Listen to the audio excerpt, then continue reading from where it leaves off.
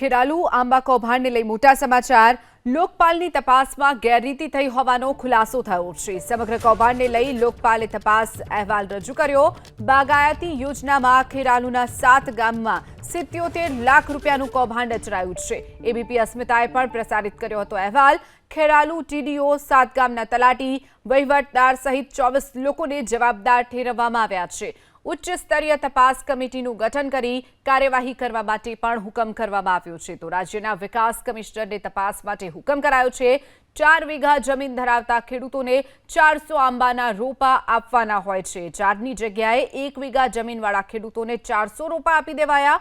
કુડા, સમજો, ડભા, સાકરી, લુણવા સહિતના 7 ગામમાં કૌભાંડ આચરવામાં આવ્યું, જેમાં શિવપ્રિયા રોઝિસ નામની નર્સરીને 77 લાખ રૂપિયાનું બારોબાર ચૂકવણું પણ કરી દેવાનું આવ્યું હોવાનું પણ સામે આવ્યું છે। વધુ વિગતો સાથે સંવાદદાતા હારૂન નાગોરી આપણી સાથે ફોન લાઈન પર છે। હારૂન, જે ખેરાલુમાં જે આંબા કૌભાંડ સામે આવ્યું હતું તેને લઈ અને હવે જે અહેવાલ સામે આવ્યો છે કે સમગ્ર જે કૌભાંડ હતું તે આચરવામાં આવ્યું છે 77 લાખ રૂપિયાનું, શું વિગતો?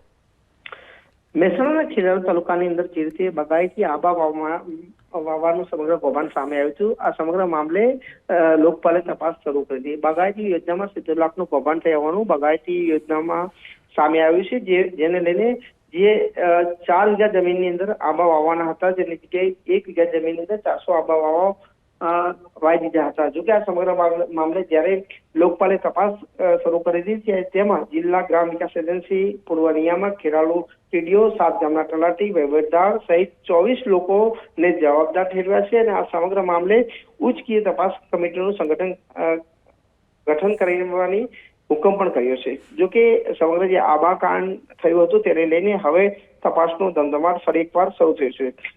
જે ખેરાલુના કુડા, સમોજા, ડભાડ, સાકરી, લુણવા સહિતના 7 ગામોની અંદર આ આંબાનું વાવેતર કર્યું હતું અને જેને લઈને લોકપાલમાં તપાસ પણ શરૂ થઈ છે। જોકે લોકપાલની તપાસની અંદર આ કૌભાંડ થયા હોવાનો ખુલાસો થયો છે। જી ચોક્કસથી હારૂન, માહિતી બદલ આભાર।